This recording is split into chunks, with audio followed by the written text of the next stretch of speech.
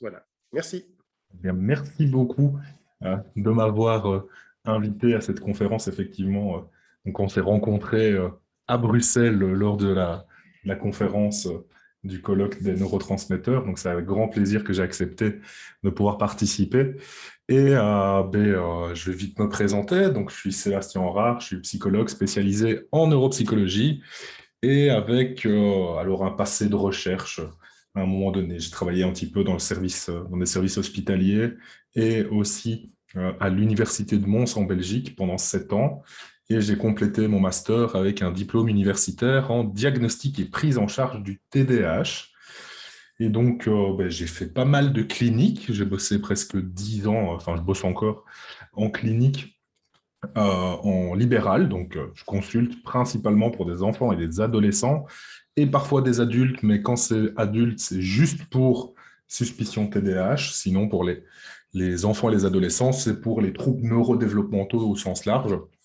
Et donc maintenant, je suis un peu plus sur le versant formateur de professionnels, mais également, j'essaye de donner des conférences, des formations.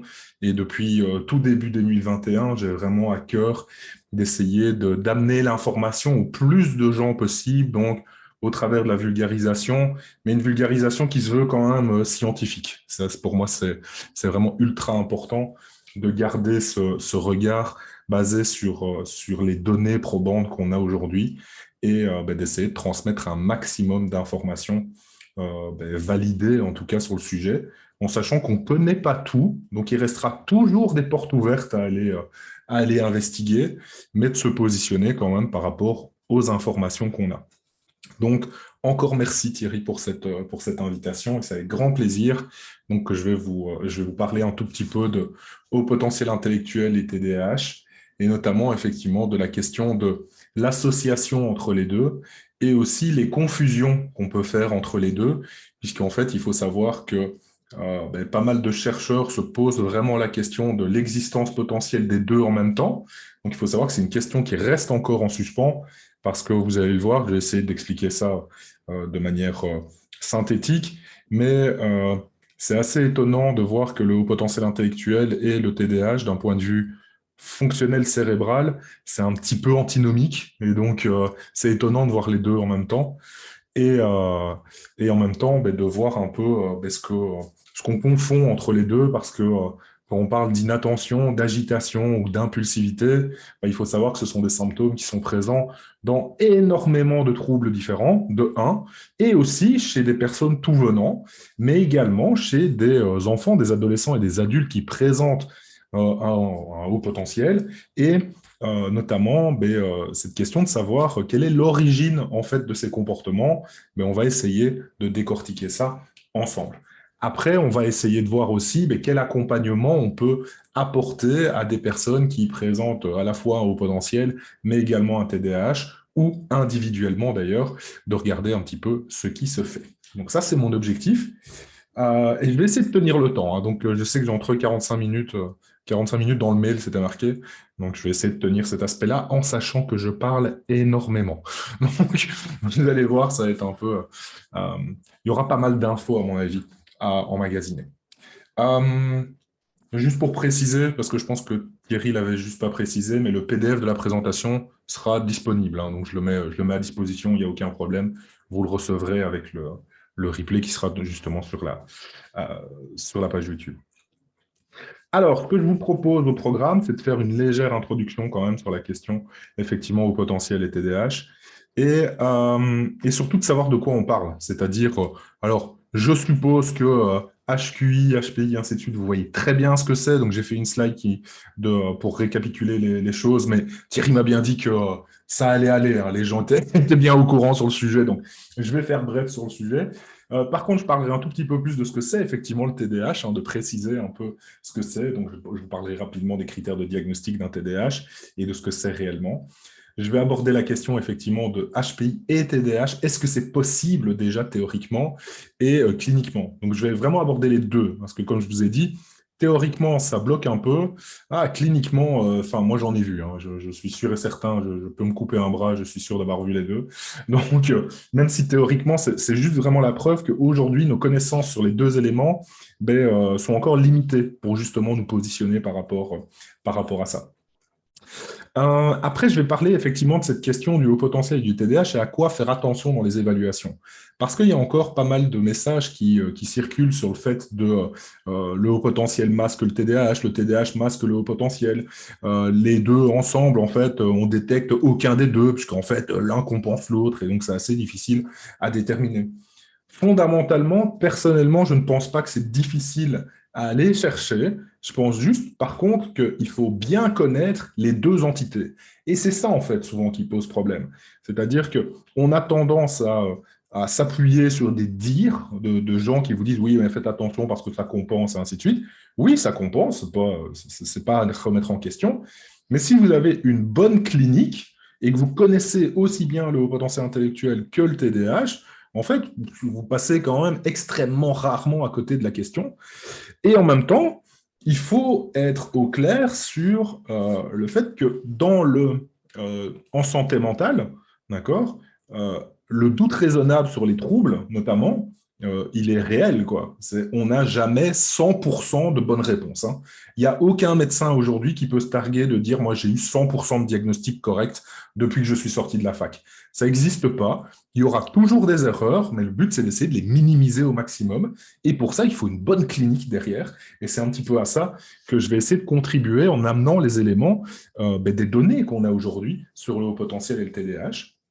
On en a parlé un petit peu hier avec Thierry, parce qu'à la base, je l'avais pas forcément intégré, mais on va parler accompagnement, hein, donc accompagnement évidemment des enfants qui présentent ce type de profil, mais également des adultes, parce que j'ai ajouté justement toute une série d'explications autour de l'accompagnement des adultes.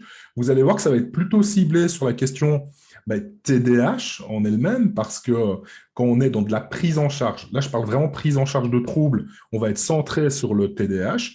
Quand on va être dans l'accompagnement et dans la compréhension, on sera plutôt du côté au potentiel intellectuel. Est-ce qu'il y a des choses qui peuvent rassembler les deux? On va regarder ça ensemble, justement, dans cette intervention. Et enfin, quelques petites conclusions quand même, juste pour finir tout ça. Donc, voilà le programme de ce soir. J'espère que ça vous convient. Donc, n'hésitez pas, hein, si vous voulez me mettre un petit message dans le chat de discussion pour me dire si ça vous va ou pas. Et après, si on est OK, on est tous partis sur le sujet ensemble, évidemment, par rapport à ce type de programme. Donc, c'est bon pour Steph, Sophie aussi. OK, génial. Donc, on va pouvoir commencer là-dessus et justement essayer d'amener tout ça. Et donc, au top pour Marine aussi. OK, Pierre Hugo, eh bien, OK. Donc, si ça vous convient, on est parti et puis on se cale un moment, de toute façon, de questions-réponses après. Et donc, c'est Loa aussi, super. OK, allez, c'est cool parce qu'en fait, je vois des noms passer dans le chat, des noms que je connais bien. Hein. C'est ça qui est intéressant, Steph, Marine, tout ça. C'est assez cool de voir que les gens ont suivi l'appel de la conférence. C'est chouette. Alors, donc la grande question HPI-TDAH, on est vraiment sur cette question aujourd'hui, de savoir l'association entre les deux. C'est vrai que si on regarde un petit peu dans les médias, dans les informations, enfin moi vous savez peut-être, moi je suis très très très Facebook, hein, donc je traîne pas mal sur les réseaux sociaux et on voit quand même pas mal de choses effectivement traîner encore. On a longtemps parlé des mythes autour du haut potentiel intellectuel. Sachez qu'il y en a tout autant autour du TDAH. Et alors quand on associe les deux, je vous assure, il y a des trucs vraiment fantastiques. Hein.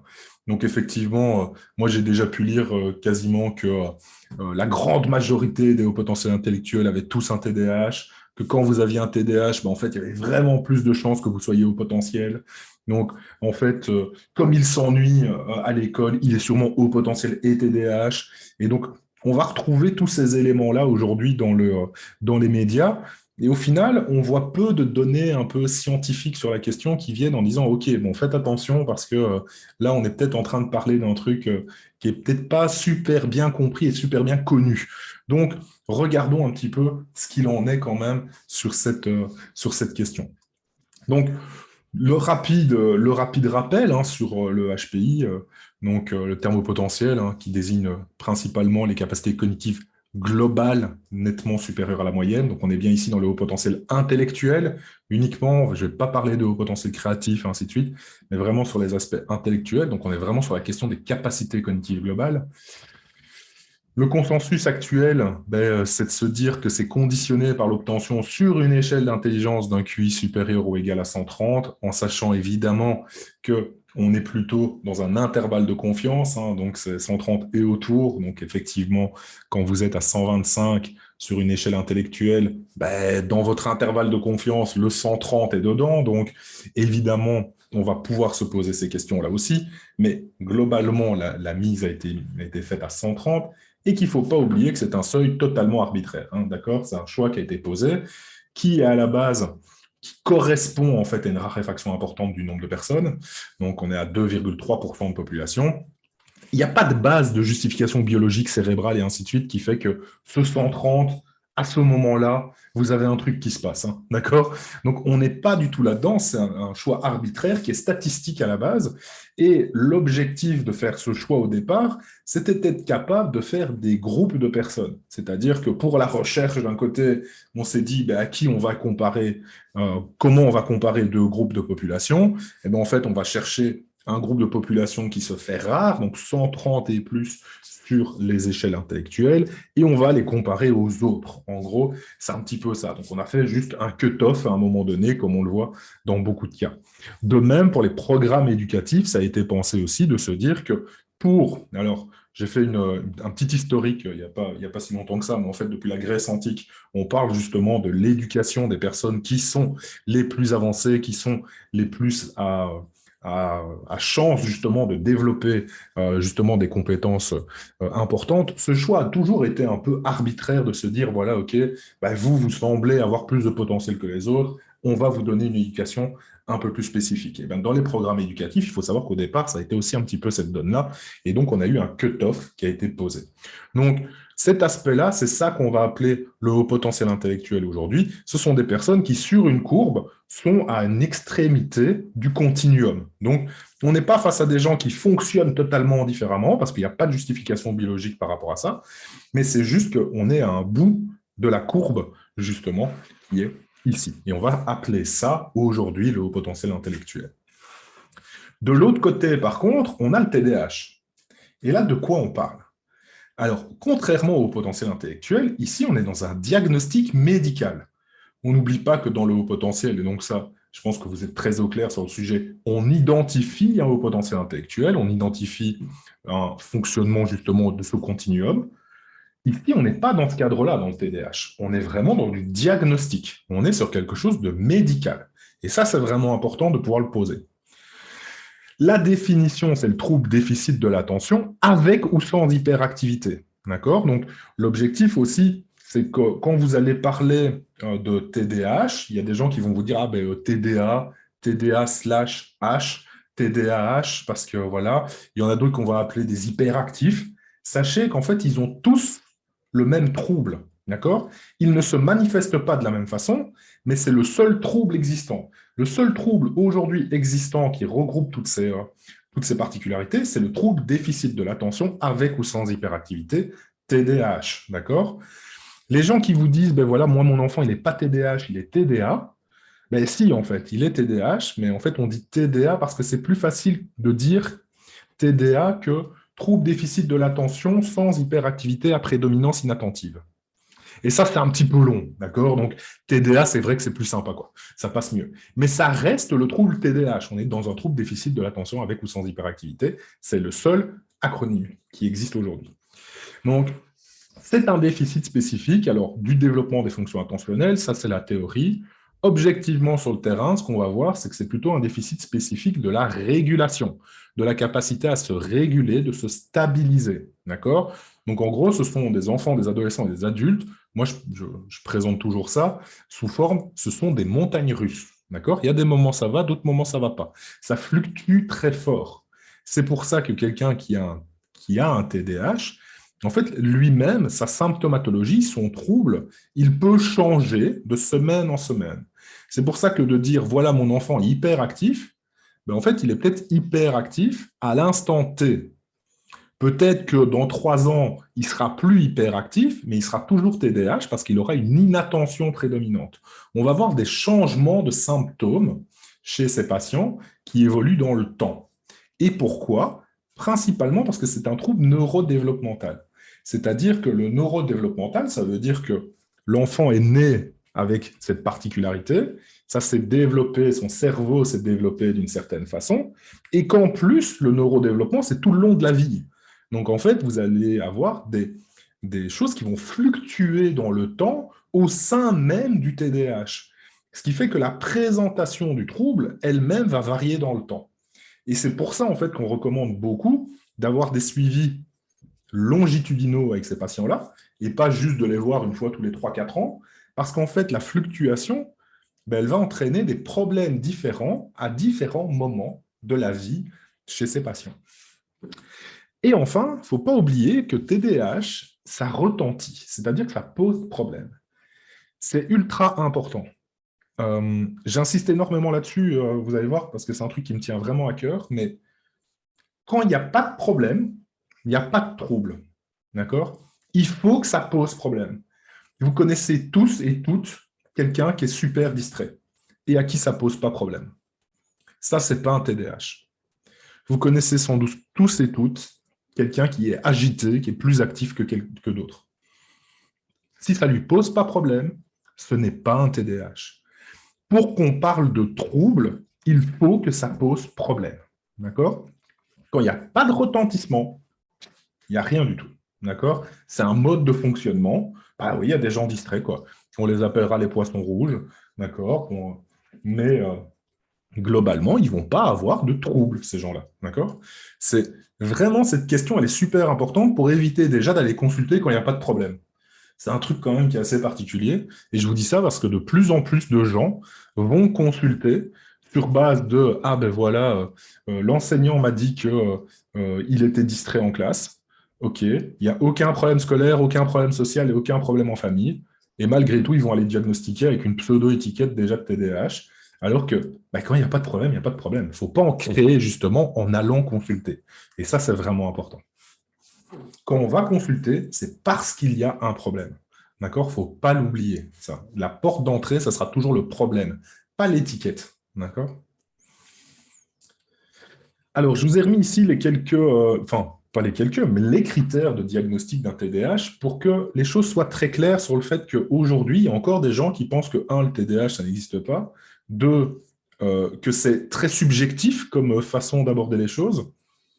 Bon, en général, les gens qui vous disent oui, mais le TDAH, c'est subjectif, souvent, ils viennent eux-mêmes d'un courant qui est basé sur le subjectif. Donc, c'est assez étonnant quand même de voir ce genre de choses. Mais donc, c'est juste pour vous montrer quand même que c'est un diagnostic qui se base quand même sur des choses relativement solides. Il y a toujours à améliorer, mais ça tient la route, quoi, quand même. Hein.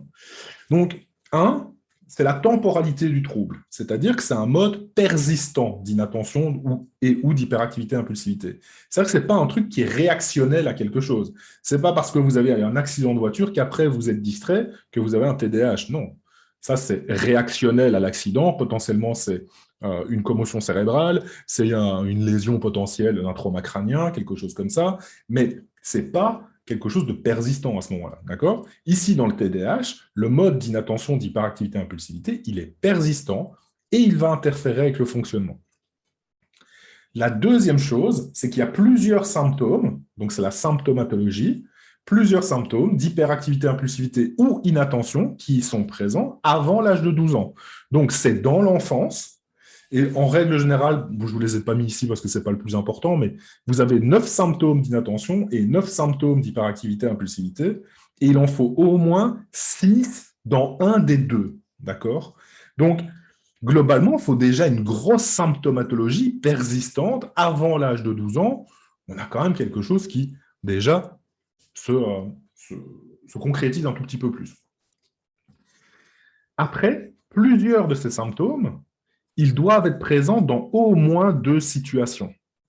C'est-à-dire qu'on ne peut pas se contenter pour un diagnostic de TDAH de n'interroger qu'une seule personne. Et ça, aujourd'hui, c'est extrêmement important.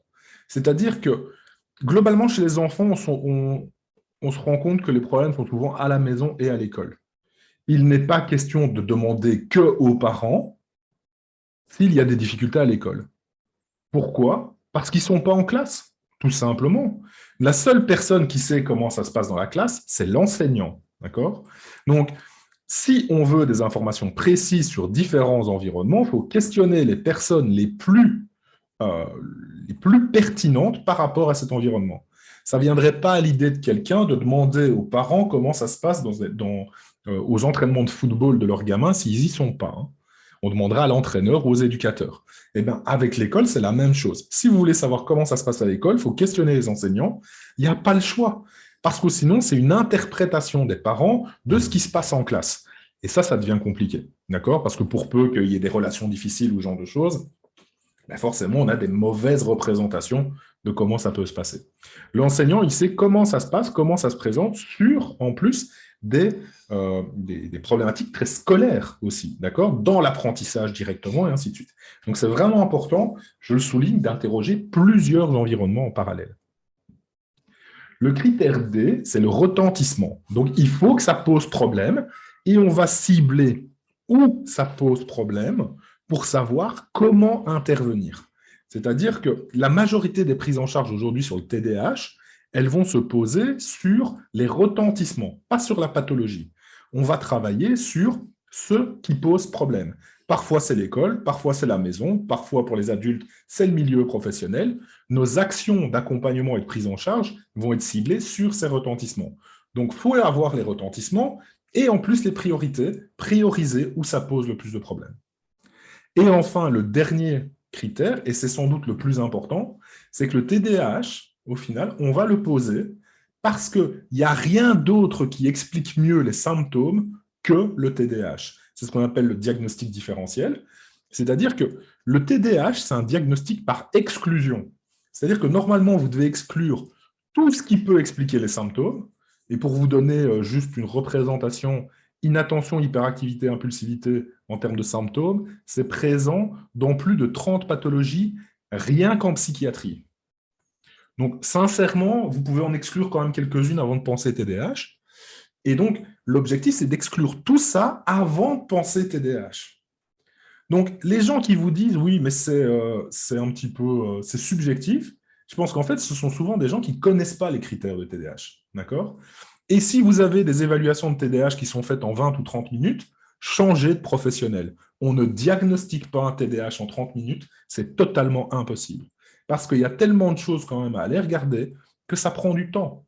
Alors, ce n'est pas pour ça que ça prend 2 ans non plus à diagnostiquer, mais sachez quand même que c'est une démarche qui demande du temps et que c'est un diagnostic d'exclusion et que c'est important quand même à pouvoir poser de manière adaptée. Je pense que quand il y a des erreurs et des confusions sur ce que c'est le TDAH, ça vient principalement du fait qu'on ne se rend pas toujours compte ce que c'est réellement en termes de diagnostic, de critères de diagnostic aujourd'hui, le TDAH.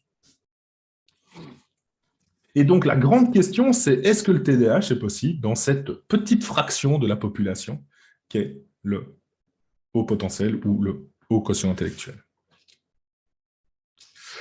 Donc, comme je vous l'ai dit, il y a la question du possible-impossible. D'accord? Donc, sachez que, bon, si je reprends un peu des théories très basiques, hein, enfin, pas basiques, mais des théories du fonctionnement cérébral dans le haut potentiel intellectuel, par exemple, c'est la question de la biologie de l'intelligence, et notamment de la question il semble avoir un consensus pour le moment, hein, d'accord, ça va quand même continuer à avancer, mais que globalement, ce qu'on a appelé le facteur G depuis tellement de temps, le facteur d'intelligence générale et ainsi de suite, dans le cerveau, il serait plutôt représenté par une question de réseau, de connectivité, en fait. Et notamment, que ce soit de la matière grise, donc les neurones, ou la substance blanche, c'est-à-dire les câbles qui sont dans votre cerveau et qui font passer l'information, en fait, on s'aperçoit que ces deux choses sont corrélées de manière très forte aux capacités de raisonnement et d'intelligence générale. Donc, globalement, si vous regardez la flèche qui est sur le cerveau ici, c'est ce réseau serait en fait quantitativement d'accord, plus important dans le cerveau, c'est corrélé en tout cas avec l'intelligence. Donc, on a une forme de réseau de l'intelligence, en gros, et du raisonnement, parce que l'intelligence, c'est l'intelligence générale, mais il y a aussi toutes les capacités de raisonnement et du traitement de l'information, qui serait soutenu par ce réseau en particulier. Donc, c'est ça qu'on va appeler un petit peu l'espèce de biologie de l'intelligence aujourd'hui. Alors, c'est assez soutenu pour le moment par les études de lésionnelles ainsi que les recherches en génétique qui montrent en fait qu'il y a quand même toute une série de codages génétiques qui sont très spécifiques en plus à ce réseau pariétofrontal. Donc, c'est ça qui amène aussi à un faisceau de données vers cet aspect-là. Est-ce qu'on est à 100% sûr? Non, d'accord? Donc, mais globalement, ce serait juste un réseau, en tout cas une intégration d'un réseau entre la zone pariétale qui est ici dans le cerveau et la zone frontale, qui serait plus effective dans le haut potentiel intellectuel d'une manière quantitative. Donc, ce n'est pas que ça fonctionne différemment, hein. C'est juste que ça fonctionne mieux, en gros. Alors, on a d'autres données. Alors, je reste pas longtemps, je reste pas longtemps là-dessus, hein, parce que l'objectif, c'est pas de vous faire une conférence sur l'IRM, alors que je la maîtrise pas non plus à fond. Mais globalement, il y a pas mal d'études qui montrent ça aujourd'hui, avec justement les corrélations de ce réseau-là avec le niveau de quotient intellectuel. Donc, ce qui est intéressant, c'est qu'encore une fois, ça montre la particularité du continuum de performance. Si vous regardez en fait les droites de corrélation qui sont ici, en mauve, vous avez les personnes avec justement des niveaux de quotient intellectuel élevés, et vous avez toute la distribution qui est là. Donc, en gros, ils sont au bout de la droite, quoi. Il n'y a pas une autre droite, il n'y a pas une autre façon. C'est vraiment un continuum, une ligne droite directe, c'est-à-dire que ça fonctionne mieux, il y a beaucoup d'activation, pas dans certains domaines. Et c'est vrai que ce réseau-là est mieux activé, en gros, dans le haut potentiel intellectuel. Et de même chose, là, vous êtes vraiment sur la question, je vais dire, des zones. Hein. Donc, c'est de le fonctionnement des zones. Et après, aujourd'hui, on fait quand même pas mal d'études sur la connectivité, donc le fait justement de la matière blanche, de voir à quel point l'information passe bien. Et on s'aperçoit que par rapport dans le haut potentiel, on a encore une fois des réseaux pariétofrontaux qui sont très bien activés. En fait, on va les voir ici avec les points. L'objectif n'est pas de voir ça, mais on va avoir une corrélation entre le QI et cette connectivité fonctionnelle. Alors, elle est soit positive, soit négative, c'est-à-dire qu'on va avoir des connectivités plus fortes ou moins fortes. Et ce qui est intéressant, c'est que le moins fort, c'est je veux dire, l'explication qui est sur le fait qu'il y a certaines zones du cerveau qui s'impliquent moins fort, c'est juste au final que dans le haut potentiel, parfois, il y a cette question de l'optimisation du traitement de l'information. Donc, on a une théorie sur le fait que certaines zones du cerveau vont s'activer moins fort parce que c'est très optimisé, il n'y a pas besoin d'envoyer autant d'informations et de patauger, en fait. Et donc, on a une forme d'optimisation aussi du fonctionnement cérébral dans le haut potentiel intellectuel. Alors, pourquoi on se pose la question de possible-impossible avec le TDAH? Eh bien, typiquement parce que dans le TDAH, les zones frontales, c'est ça qui dysfonctionne le plus dans les troubles de l'attention. C'est-à-dire que quand on parle de troubles de la régulation, on parle spécifiquement des fonctions exécutives. Et les fonctions exécutives, elles sont là pour réguler à la fois votre cognition, donc votre façon de traiter l'information, de penser. Ça va réguler vos comportements, donc la capacité à maîtriser aussi l'agitation, par exemple. Ça va réguler le fait de l'impulsivité verbale, par exemple. Ce que je dis, pour vous donner une image de ce que c'est de l'impulsivité verbale, c'est quand vous pensez très très fort à un truc dans votre tête que vous ne devriez pas dire.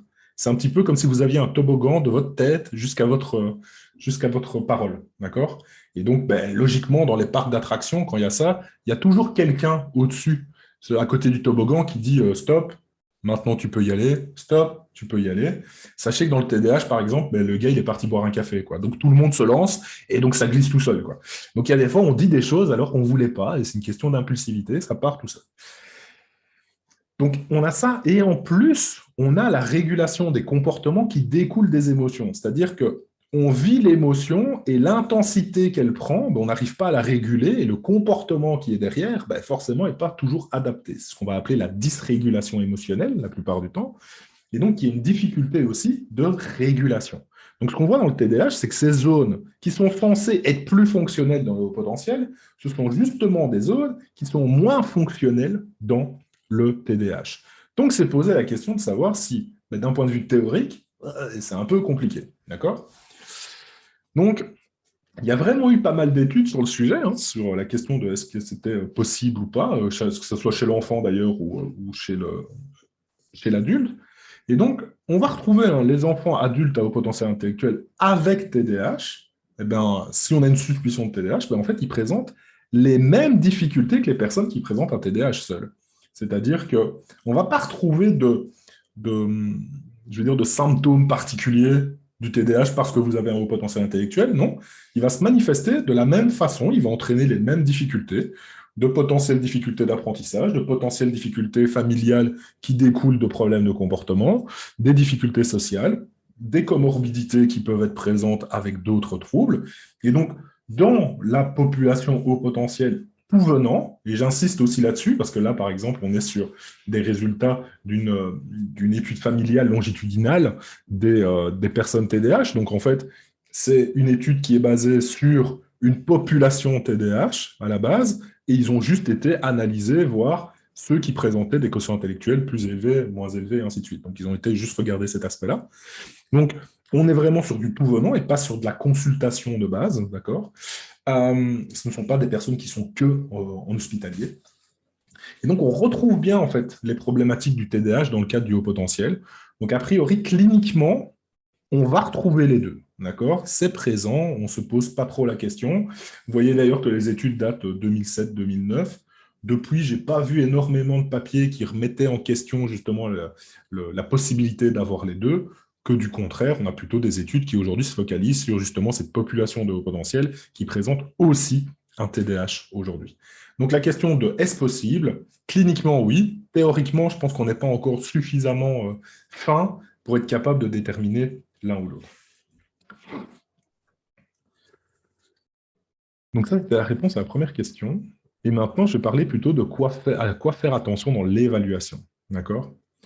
Première chose, donc c'est toujours la grande question de est-ce qu'il y en a plus ou moins? D'accord?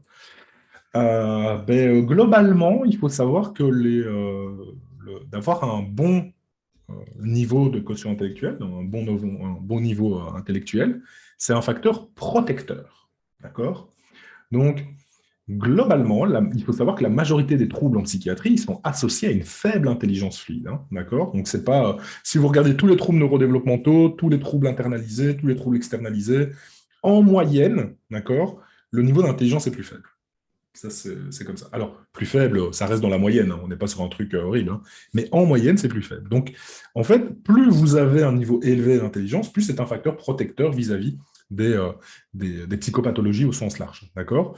Donc ça, déjà, quand on regarde cet aspect-là, c'est important de se dire que non, il n'y a pas plus de TDAH dans le haut potentiel que dans la population, tout venant. D'accord? Que du contraire, a priori. Alors, selon les études qu'on va retrouver, c'est plus ou moins, en fait, c'est soit la même proportion de TDAH dans la population au potentiel, voire un petit peu moins, et ça, je vais l'aborder avec vous après. Donc, niveau d'intelligence, facteur de protection face aux psychopathologies, c'est important de pouvoir le dire encore une fois. Après, il y a toujours cette question du fait que ça masque les résultats et ainsi de suite. C'est-à-dire, ah, mais oui, mais s'il a un TDAH, au final, on passe à côté du haut potentiel intellectuel sur les échelles d'intelligence. Globalement, il faut savoir que la plupart des études qui ont été faites sur le sujet, elles montrent qu'au mieux, d'accord, en gros, hein, c'est que le TDAH, ça influence de 2 à 5 points le quotient intellectuel. Donc, même si on partait sur une base de se dire, OK, à partir de 125, avec l'intervalle de confiance, donc on va être ici, hein, on se dit, ah ouais, 125, si ça influence et je tape large 5 points, on descend à 120, donc on va être là. OK? On reste quand même sur une population qui fonctionne excessivement bien, hein, d'accord? Donc, on peut quand même rester dans cette question de dire que ça masque pas énormément de choses au final. Hein. Donc, quelqu'un qui serait à 105, 110, donc qui est là, donc qui est quand même assez loin du truc, mais on peut quand même avoir des doutes, d'accord, sur la question de est-ce que vraiment le TDAH a masqué le potentiel. Si on reste sur une question de chiffres, j'aurais tendance à vous dire, ben non. Enfin, objectivement, le TDAH ne masque pas le haut potentiel sur les scores. Maintenant, la question, ça va être toute la clinique qui est derrière. Parce que on peut faire chuter des scores de quotient intellectuel. Si vous êtes extrêmement stressé, il faut savoir, par exemple, qu'un trouble anxieux, ça impacte plus le quotient intellectuel que le TDAH. D'accord. Un trouble anxieux, vous pouvez littéralement perdre 20 points de QI parce que vous êtes tellement stressé que vous ne répondez pas. La pression temporelle fait que ça ne marche pas, mais ça va être observé par le clinicien. D'accord. La dépression, ça fait chuter littéralement les scores au test. Est-ce que ça veut dire que fondamentalement vous êtes bête? Bien sûr que non, pas du tout. D'accord. Mais il faut arrêter avec cette question de attention, le TDAH, ça masque le quotient intellectuel, ça masque le haut potentiel sur des bilans cognitifs. Ben non, si vous avez un bon clinicien qui est derrière, il sait interpréter comment ça se passe. Et globalement, en plus, le TDAH influence très très peu les résultats. Donc ça déjà, c'est quelque chose qu'il faut bien bien garder en tête. Donc quelqu'un qui est à 100, il y a quand même peu de chances qu'on se dise qu'il a un haut potentiel intellectuel et un TDAH et que c'est la faute du TDAH qu'il est à 100 et pas à 130. Hein. Mais par contre, parce que moi je vous dis ça comme ça sur cette étude-là, il faut quand même être clair qu'il est important de noter que les études réalisées actuellement, elles sont faites plutôt sur les anciennes batteries, WISC 3, WISC 4. Et donc, en fait, on ne sait pas réellement sur le WISC 5 ce que ça donne. Est-ce que ça donne 7, 8 points ou moins peut-être? Parce que si je reprends les dires de Jacques Grégoire lors du colloque qu'on a fait, Jacques Grégoire nous a quand même bien souligné que le WISC 5 était sans doute la batterie qui avait le moins, d'accord, d'erreur de la mesure. Donc, c'est ça qui est intéressant aussi, c'est que c'est un test qui, en plus, fait moins d'erreurs globalement. Enfin, l'erreur de mesure est encore plus faible dans ces tests-là. Donc, potentiellement, il est bien probable, en tout cas, qu'on soit à un TDAH qui influence très peu, en fait, les résultats du WISC, au final. D'accord. Donc, par contre, évidemment, on reste sur la clinique, c'est-à-dire qu'on observe le patient, est-ce qu'il a fait, pas fait, pourquoi il a ce résultat-là, ça reste toujours le plus important.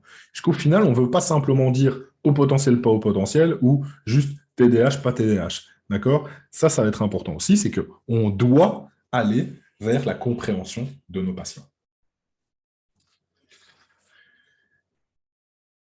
Ensuite, une autre question qui s'est beaucoup portée, qui s'est beaucoup posée, c'est est-ce que les symptômes de TDAH, ils varient selon le niveau intellectuel? C'est-à-dire, est-ce qu'ils prennent une forme différente quand vous êtes à 130? C'est-à-dire, est-ce que les manifestations sont différentes chez les personnes qui sont au potentiel TDAH de quelqu'un qui est TDAH et qui n'a pas de haut potentiel? C'est-à-dire, est-ce qu'on est vraiment à une autre façon de fonctionner? C'est-à-dire, est-ce que le TDAH va se présenter différemment? D'accord? Hop. Donc, a priori, pas du tout. C'est-à-dire que les études qu'on a sur cet aspect-là montrent que les critères de diagnostic tels qu'ils sont faits pour le TDAH, ils sont applicables quel que soit le niveau intellectuel. C'est-à-dire que les critères de diagnostic sont exactement les mêmes. Donc, si on est face à quelqu'un qui a un haut potentiel, si on se pose la question d'un TDAH associé, on reprend tels quels les critères du diagnostic. Ils ne vont pas se manifester d'une façon différente parce que la personne a un niveau intellectuel plus élevé. Donc, d'un point de vue clinique, c'est ultra important de le savoir. C'est-à-dire que vous allez diagnostiquer un TDAH de la même façon, quel que soit le niveau d'intelligence de la personne. En fait, ça ne change rien de savoir s'il est haut potentiel, qu'il est 115 ou qu'il est 89. Ça ne changera rien sur les critères de diagnostic du TDAH. Ensuite, il y a la grande question des profils cognitifs. C'est-à-dire qu'on a souvent vu sur les médias de dire, par exemple, que les TDAH sur les quotients intellectuels, ils se, euh, ils se manifestent principalement par des niveaux verbaux et visio-spatiaux et de raisonnement qui sont bons, et ils ont une mémoire de travail et une vitesse de traitement dans les choux. Et donc, c'est ça qui fait que quand vous avez quelqu'un qui est à 130 dans les 3 premiers, et la vitesse de traitement et la mémoire de travail est faible, eh ben alors, c'est que c'est sûrement un HPI TDAH. Alors, globalement, il faut savoir qu'il n'y a aucun profil cognitif de TDAH, hein, donc ça, c'est déjà une chose, c'est qu'il n'y a pas de profil cognitif de TDAH. Hein. Ça, c'est clair et net. Et surtout, c'est-à-dire que le profil, vous allez voir, le seul profil qui existe dans le TDAH, c'est que c'est que ça fluctue. D'accord? Ce qui est intéressant, c'est de voir que chez ces patients, il y a des fluctuations. C'est tout. Donc, c'est la seule chose qu'on va observer. Il n'y a pas d'indices qui nous mettent, d'indices du quotient intellectuel qui aujourd'hui nous disent ah, ça fait plus penser TDAH ou pas. Non. C'est clinique. C'est-à-dire que si vous voyez votre patient fluctuer pendant les épreuves, c'est ça qui doit vous mettre sur la piste d'un TDAH et pas spécifiquement euh, le fait qu'il ait une mémoire de travail dans les choux ou pas. Pourquoi? Parce qu'il y a eu encore beaucoup, et moi en début de carrière je le faisais aussi, hein, c'était que ces enfants qui réussissaient bien les épreuves, eh ben, je disais, ben non, il réussit bien les épreuves, donc en fait il ne peut pas avoir de TDAH, parce qu'un TDAH, logiquement, ça doit rater les épreuves, quoi. En fait, on s'est aperçu, quand même pendant près de 10 ans, là, que globalement, il faut savoir que la majorité des enfants avec un TDAH, et quand je dis majorité, alors ça va dépendre des épreuves, mais on va parler parfois de jusqu'à 85% d'enfants TDAH, réussissent les épreuves cognitives qu'on leur propose. Pourquoi?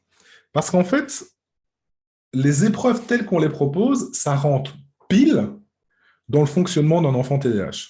C'est-à-dire que vous vous attendez à ce qu'il soit distrait, agité, et donc qu'il soit un peu éparpillé. Sauf que quand on fait les évaluations, on est en face à face, dans des endroits calmes, et en plus, on le relance non-stop, on essaye de le motiver non-stop. Donc, ce n'est pas une incapacité de se concentrer, le TDAH. C'est juste qu'ils n'y arrivent pas spontanément quand ils veulent. Sauf dans des situations bien particulières, c'est-à-dire des endroits calmes où il n'y a pas de distraction. Donc, le 1 versus 1 marche très très bien. Et en plus, on donne toute l'attention et on relance non-stop l'activité. Ce n'est pas étonnant, en fait, qu'ils réussissent les épreuves cognitives, hein. Aujourd'hui, comme vous l'avez vu dans les critères de diagnostic, on ne demande aucun test psychométrique pour poser un TDAH. Il n'y a pas besoin de faire des évaluations psychométriques pour le diagnostic. On peut en faire pour comprendre comment il fonctionne, mais ça n'a aucun intérêt dans le diagnostic parce que ce n'est pas assez sensible. Et c'est ça qui est important aujourd'hui. Donc, on n'exclut pas un TDAH parce qu'il réussit des épreuves. C'est pour ça d'ailleurs que certains vous disent « oui, mais le haut potentiel masque le TDAH sur les évaluations cognitives ». Et en fait, c'est parce que déjà de base, le TDAH ne ressort pas la plupart du temps sur les évaluations cognitives. Et c'est ça, en fait. Ce n'est pas le haut potentiel qui masque, c'est juste une mauvaise compréhension du TDAH qui fait qu'on surinterprète des résultats à un moment donné. Et ici, ce qui est intéressant de regarder, c'est de voir que dans une grosse étude aussi, les auteurs ils mettent en évidence des corrélations négatives entre les scores de QI et différents symptômes, et donc les problèmes d'attention, les troubles externalisés comme les problématiques de comportement, les troubles internalisés, donc dépression, anxiété, et l'hyperactivité, impulsivité. Ce qu'on voit, c'est que plus vous avancez dans le QI, moins il y a de chances que vous présentiez des symptômes. D'accord? Donc encore une fois, c'est la question de facteurs de protection. Mais par contre, ce qui est bien noté dans cette étude, c'est que si vous présentez un TDAH et que vous présentez des symptômes tels que ceux-là, ils engendrent des retentissements plus importants. Parce qu'en fait, comme le quotient intellectuel vient un petit peu comme facteur de protection, il va compenser à un certain moment, mais l'intensité des symptômes, si elle est très élevée, le QI ne va pas compenser suffisamment. Ce qui fait que quand c'est présent et que ça se manifeste, les retentissements ils sont d'autant plus importants parce que l'intensité des symptômes doit être plus forte pour être vue. Et c'est ça qui va être problématique. Donc, ça ne vous empêche pas d'avoir un TDAH, c'est juste que ça vous protège un certain temps, mais que si l'intensité des symptômes de TDAH, c'est-à-dire si vous avez un gros TDAH, en gros, le QI ne va pas pouvoir protéger. Et le problème d'avoir un gros TDAH, c'est que ça engendre des gros retentissements. Donc, c'est ça qu'on va voir à un moment. Par contre, dans cette étude, ce qui est intéressant, c'est qu'on a un paragraphe sur la question de mettre en garde face aux symptômes qui imitent le TDAH dans le cadre d'enfants qui présentent un haut potentiel intellectuel. Alors, et c'est pour ça que quand on se pose la question des deux, il faut toujours faire, alors normalement on le fait pour tous les patients, hein, d'accord, haut potentiel ou pas, c'est pas le problème, mais globalement c'est de se poser la question de l'analyse de l'environnement. Donc en gros, c'est ce qu'on appelle faire des analyses fonctionnelles, parce que symptômes, c'est pas égal à pathologie. C'est-à-dire qu'il y a plein de gens qui sont distraits. Mais pourquoi sont-ils distraits? Est-ce que vous avez déjà remarqué que quand vous êtes fatigué, ben, vous êtes plus distrait. D'accord? Vous présentez le même comportement. D'accord? C'est un comportement de distraction. Mais pourquoi est-ce que vous avez ce comportement? Alors, globalement, la conséquence de ce comportement, la distraction, c'est que vous pouvez passer à côté d'un apprentissage quand vous êtes un enfant. Donc, vous êtes en classe, vous êtes distrait, boum, vous passez à côté d'un apprentissage. Donc, l'observation, elle est « Ah, mon Dieu, il est distrait ». La porte d'entrée, ça va être ça. Mais la question, c'est quoi? C'est que l'antécédent, qu'est-ce qui fait que vous êtes distrait? C'est parce que vous êtes TDAH? C'est parce que vous êtes haut potentiel? Ou parce que vous êtes les deux? Et ça, c'est la grande question qu'on doit avoir en clinique, c'est d'analyser suffisamment le fonctionnement de nos patients pour savoir déterminer ce qui est de l'un ou de l'autre. Je vais prendre différents exemples sur l'attention, l'hyperactivité et l'impulsivité. C'est-à-dire que la distraction, c'est parce que vous vous ennuyez ou parce que vous avez un dysfonctionnement. C'est-à-dire que chez un enfant qui a un TDAH, ça dysfonctionne. Il n'est pas en capacité non plus de maîtriser son attention. Donc, elle fluctue. D'accord? Ça fluctue, il passe à côté, il est distrait et il passe à côté d'un apprentissage. Mais vous avez déjà remarqué que quand vous vous ennuyez, vous faites moins attention. Si vous avez un haut potentiel intellectuel, que vous vous ennuyez fondamentalement parce que vous connaissez déjà un peu les réponses, que ça a été comme ça pendant 2 semaines, que vous voyez les trucs arriver à 20 km, vous êtes en classe, mais globalement, bah, vous êtes plus distrait, quoi. Vous faites, ouais, ok, ouais, c'est encore ça, d'accord. Bah, vous êtes distrait. Et donc, globalement, vous passez à côté d'un apprentissage peut-être qui aurait dû être important, mais globalement, l'origine de cette distraction, c'est pas la même chose. Hein. C'est pas que ça dysfonctionne dans le haut potentiel, c'est juste que potentiellement par un vrai ennui. Alors c'est chouette parce que Nicolas Gauvry nous avait montré justement des études que les enfants au haut potentiel s'ennuient comme les autres, hein. C'est-à-dire qu'en gros, ils s'ennuient tout autant que les autres élèves. C'est ça. En fait, tous les élèves s'ennuient, c'est ça le truc qu'il faut retenir, mais pas pour les mêmes raisons. C'est souvent l'ennui va être présent chez les élèves qui n'ont pas de haut potentiel parce qu'ils sont surstimulés, et donc en fait ça dépasse leur capacité, donc à un moment donné ils décrochent, tandis que dans le haut potentiel, c'est souvent la sous-stimulation qui fait qu'ils n'accrochent pas à ce qui est en train de se passer, quoi. Quand vous êtes sous-stimulé, ben, clairement, ben, ouais, vous faites moins attention. Donc, encore une fois, le comportement va être le même. Ce qui est observé, c'est « Ah, ce gamin regarde par la fenêtre », mais l'origine du problème n'est pas du tout la même. C'est pour ça que dans une évaluation TDAH, on est obligé d'essayer de comprendre la source de la distraction. Ça, c'est indispensable dans les évaluations. Si vous connaissez la réponse, ben, potentiellement, vous allez être un peu plus impulsif que les autres, parce que vous répondez avant la fin de la question. Si vous avez déjà vu ce qui est en train de se passer devant vous 5-6 fois, à un moment donné, vous répondez avant la fin.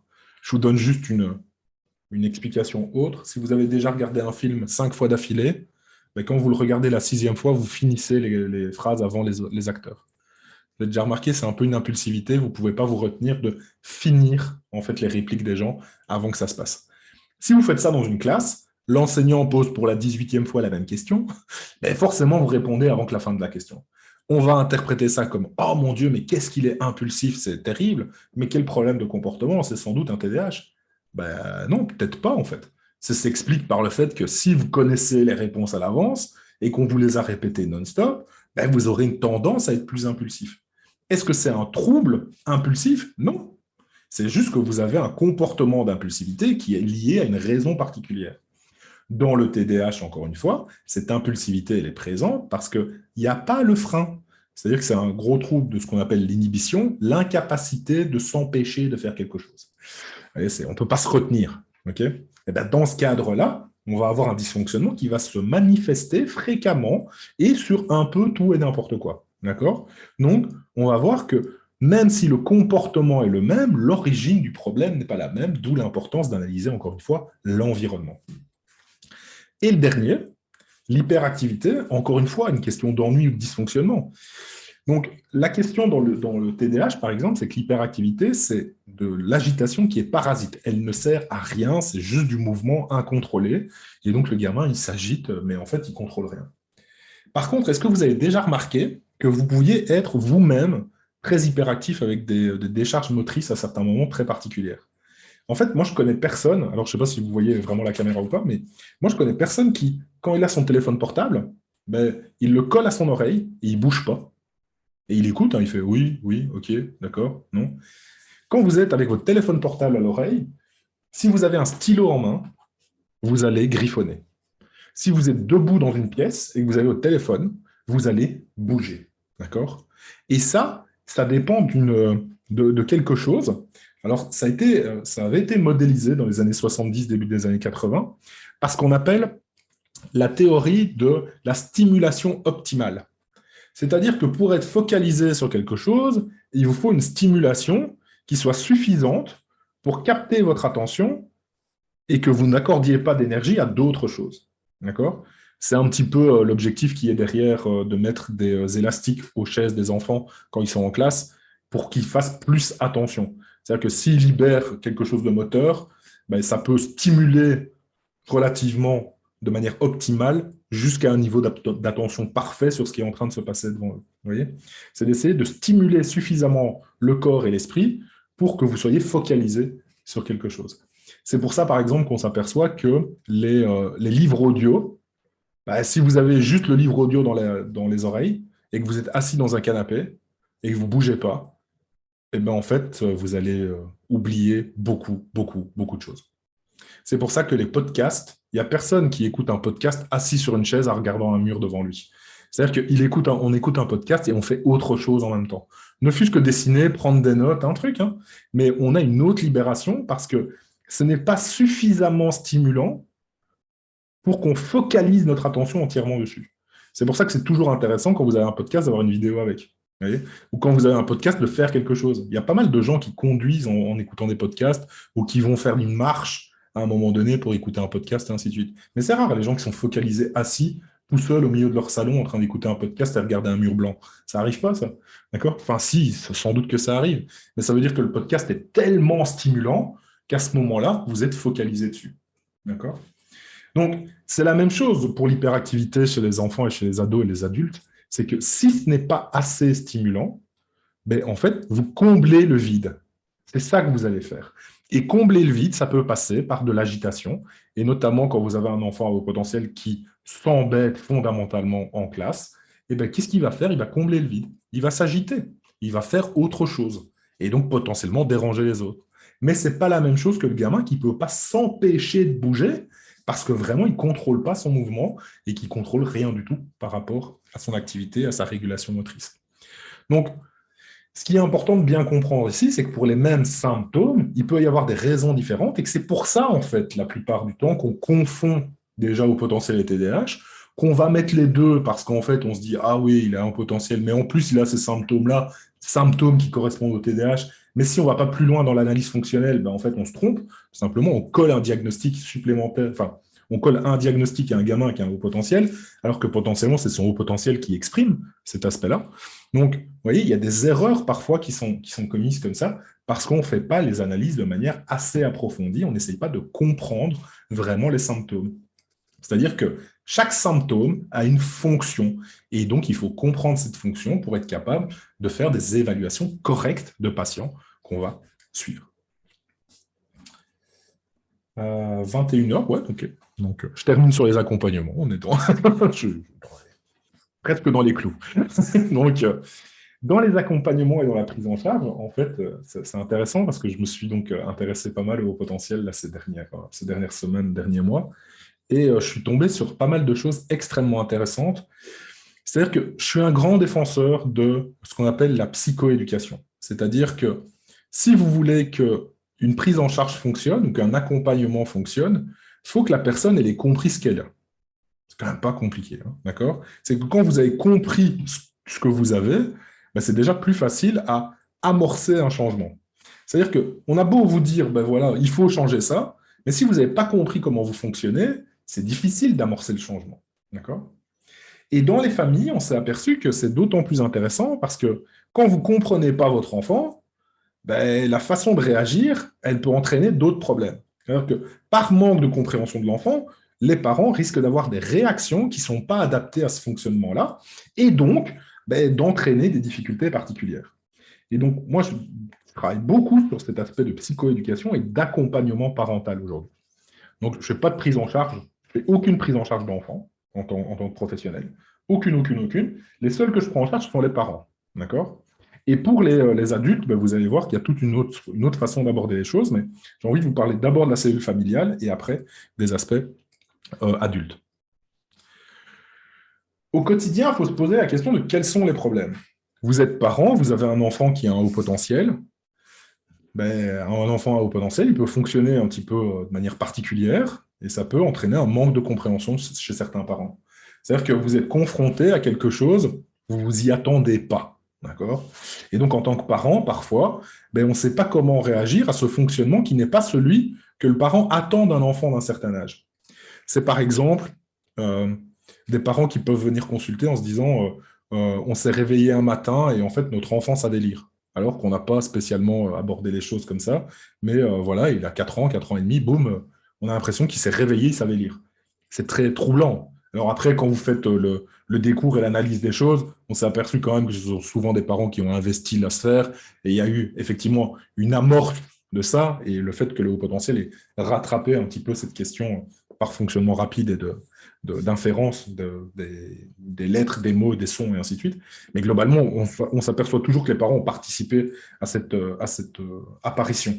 Mais c'est vrai que si vous avez un gamin qui a 4 ans et demi, vous vous dites, boum, comment il a appris à lire, comment ça se fait, ben, forcément, vous allez vous poser des questions. Vous avez des enfants, par exemple, qui ont un langage tellement développé que certains parents vont interpréter ce langage comme de la provocation, par exemple. C'est-à-dire que, oui, mais il a 5 ans, il n'arrête pas d'argumenter, c'est horrible, il provoque non-stop, il est en opposition permanente, alors qu'en fait, quand vous décortiquez les choses, ce n'est ni de la provocation ni de l'opposition, c'est de l'argumentation et c'est de l'échange. Sauf que ce n'est pas quelque chose que la plupart des parents attendent d'un enfant à 5 ans et demi ou 6 ans. Donc, ils vont interpréter ça autrement. Et pourquoi? Parce qu'il y a un manque de compréhension du fonctionnement de leur enfant. En soi, ce n'est pas grave, d'accord?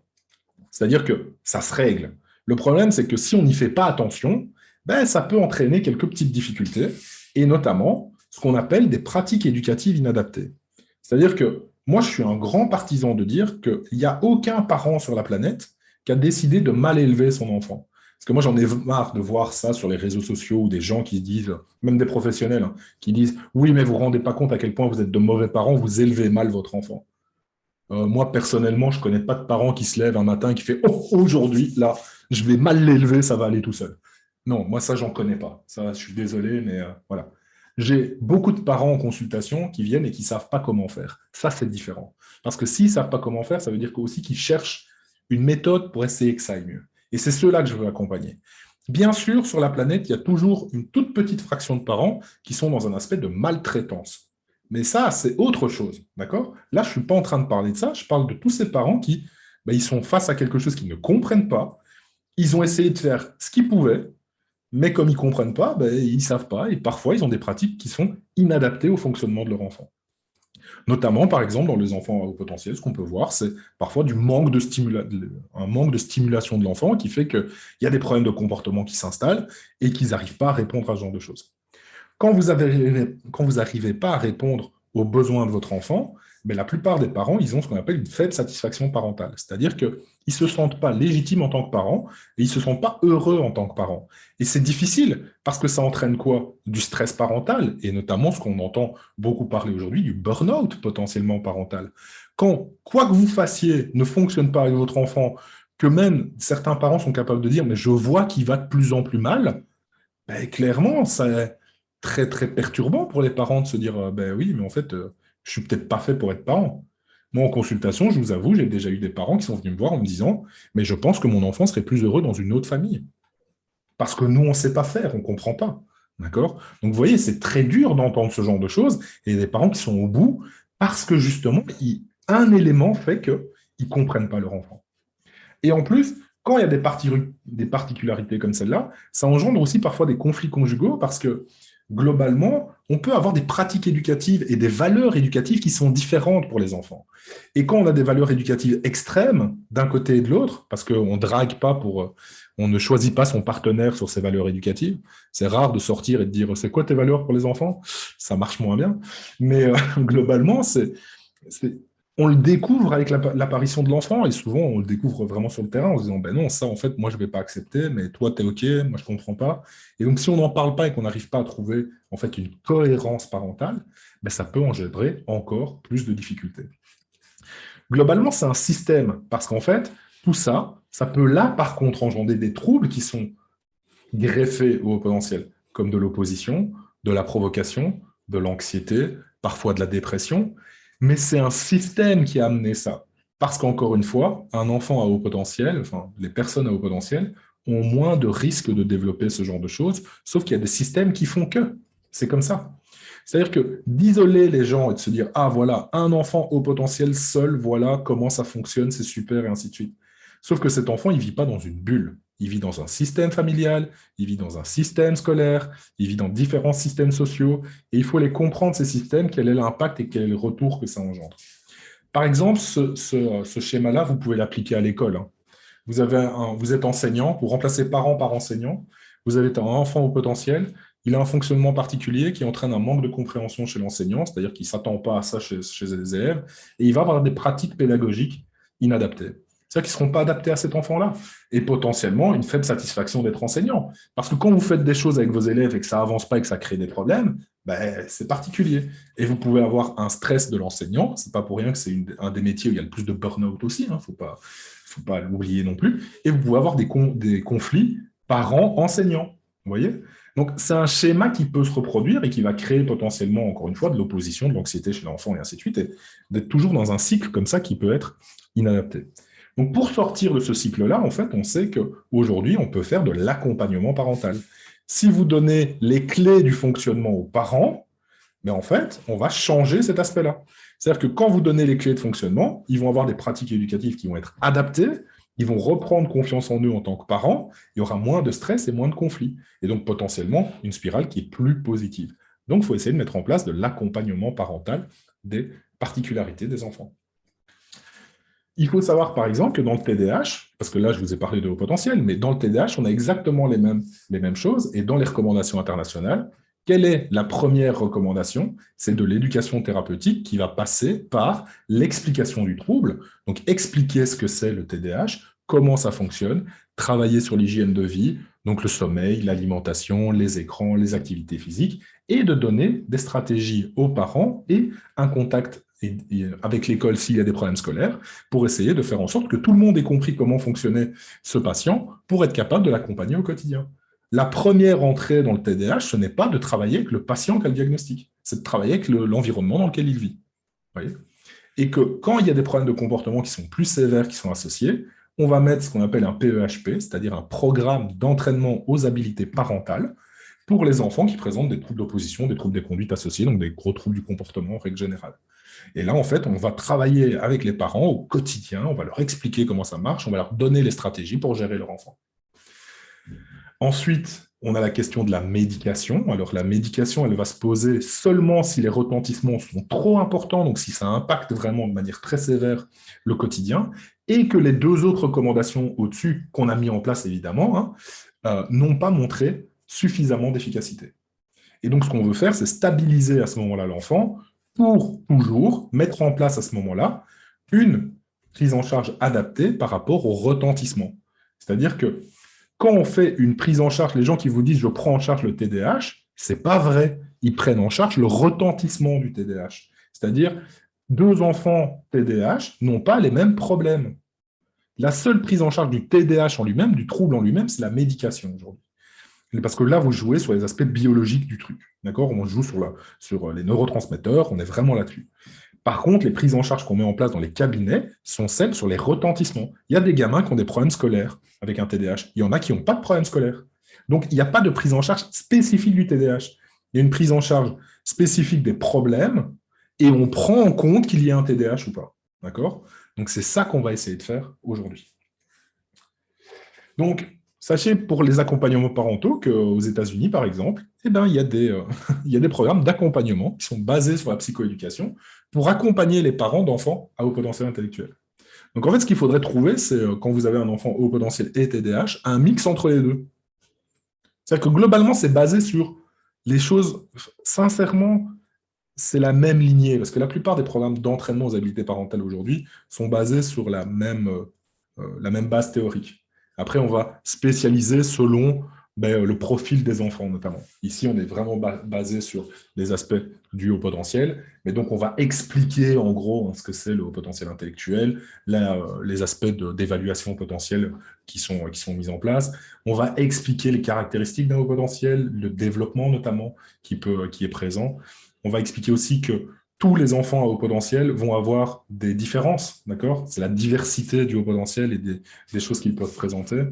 On va travailler beaucoup sur les aspects scolaires et notamment sur choisir en gros la meilleure option avec l'enfant s'il y a un vrai besoin de réalisation de comment on va aménager les aspects scolaires.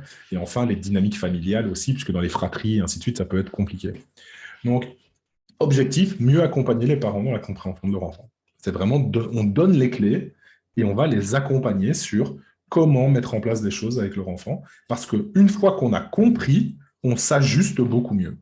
Et donc, quand vous avez des difficultés avec votre enfant qui a un haut potentiel à la maison, souvent, c'est par manque de compréhension. Ça ne fait pas tout. Hein. Je ne dis pas qu'une fois que vous avez compris, mon Dieu, c'est génial. Hein. Mais c'est plus facile parce qu'on sait déjà ce qu'on va pouvoir faire, pas faire, et ainsi de suite, et accompagner de manière beaucoup plus adaptée les choses. Chez l'adulte, par contre, c'est vrai qu'on parle beaucoup. On a, hein, si vous allez sur la NICE, c'est des recommandations internationales, donc il n'y a pas à se poser de questions. Il y a la question de la médication. Chez l'adulte, la médication est la première entrée, la plupart du temps, parce qu'il faut stabiliser les choses de manière plus adaptée. Donc, dans le TDAH, on va vraiment viser ça. Alors, je ne vais pas traîner, je ne vais pas rester là-dessus, hein, mais globalement, quand on envisage un traitement pharmacologique, il ne faut jamais oublier qu'on va associer au traitement pharmacologique une thérapie associée qui va guider les choses, parce que l'objectif n'est pas de donner des médicaments et juste rester là-dessus. Hein. Ça ne sert à rien. C'est-à-dire que médiquer pour médiquer, le problème, c'est que le jour où on arrête, s'il n'y a pas de moyen de compensation, s'il n'y a pas de stratégie de compensation, c'est un peu compliqué. Donc, on a vraiment une recommandation autour de ce qu'on appelle la TCC, donc les thérapies cognitivo-comportementales.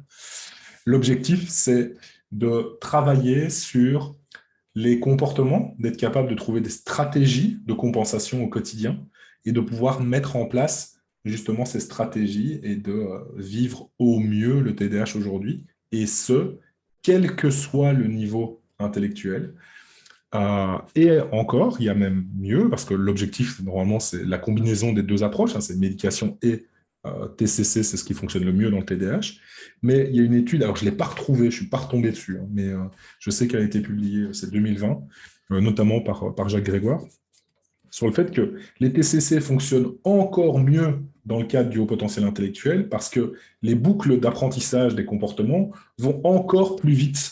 D'accord? Alors, le problème du truc, c'est que si vous avez une boucle de comportement qui est positive, c'est-à-dire que vous apprenez une bonne stratégie et que vous apprenez vite cette stratégie, c'est très positif pour avancer.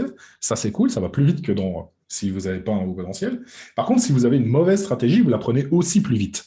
Et donc, c'est important aussi pour le professionnel de se dire que s'il est confronté à ça, il doit vraiment très vite repérer si le patient a une mauvaise stratégie, parce que sinon, il risque de l'apprendre très très vite et de l'automatiser beaucoup plus vite que chez un autre patient. Donc, faire attention évidemment à ça. Alors, il faut savoir qu'au travail, par exemple, dans le TDAH, aujourd'hui, on a quand même des recommandations aussi dans différents pays. Hein, on retrouve des consensus pour l'accompagnement en ergothérapie au travail des patients, des adultes TDAH, donc c'est intéressant. On fait une psychoéducation classique. Hein, en fait, on forme le lieu de travail sur ce que c'est le TDAH. Et je pense aujourd'hui, alors j'en ai pas trouvé, mais je pense aujourd'hui que si on fait la même chose pour le haut potentiel, ça peut quand même être pas mal hein, de former sur ces aspects-là. Donc de se dire encore une fois qu'une fois que votre milieu de travail a compris comment vous fonctionnez, c'est quand même vachement plus facile. D'accord? Donc c'est tout pour accompagner au mieux le patient adulte dans le cas du TDAH, mais je pense que c'est applicable totalement aussi dans le haut potentiel. Et enfin, dans le TDAH, on fait beaucoup de coaching chez l'adulte. Il ne faut pas l'oublier. Alors, le truc, c'est que c'est très présent dans les pays anglo-saxons, justement, enfin anglophones, pas anglo-saxons, anglophones, pour la gestion de la vie quotidienne. Par contre, les données d'efficacité sont effectivement assez hétérogènes. D'accord? Ça dépend de pas mal de facteurs. Et aussi à la formation des professionnels, parce que même si on a des grosses écoles de coaching vraiment très, très carrées, par exemple aux États-Unis, au Canada et ainsi de suite, c'est beaucoup, beaucoup, beaucoup moins le cas en Europe notamment, et il y a des gens je veux dire, se survendent comme coach TDAH, mais ils n'ont pas de formation, puisque leur seule formation, c'est de dire, oui, mais moi, je suis moi-même TDAH, donc je peux accompagner des TDAH. Je suis très, très, très euh, euh, réticent à cette argumentation pour le coup. Donc, parce que c'est pas parce qu'on a soi-même un problème qu'on est capable d'accompagner des gens. Ça, moi, je pense pas du tout cet aspect-là.